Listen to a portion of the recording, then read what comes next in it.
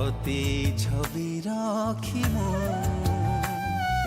কাহিকি ଆଜି ଥିଲା ପ୍ରଥମ ରଜ, ସେଥିପାଇଁ ପ୍ଲାନ୍ କରିକି କହିଲୁ ଚାଲୁ ଯିବା ଆଜି ତାରାତାରିଣୀ ମନ୍ଦିର।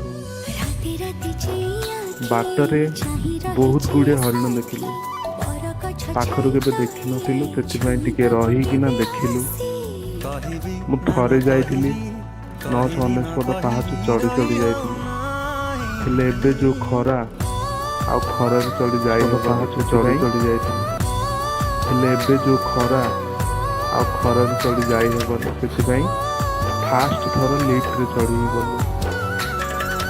ଟିକେ ଡର ଲାଗିଲା, ଡରି ଡରି ଗଲୁ। ଯାହା ହଉ ବହୁତ ଭଲରେ ଯାଇ ଦର୍ଶନ କରି ଆଜି ଆସିଲୁ।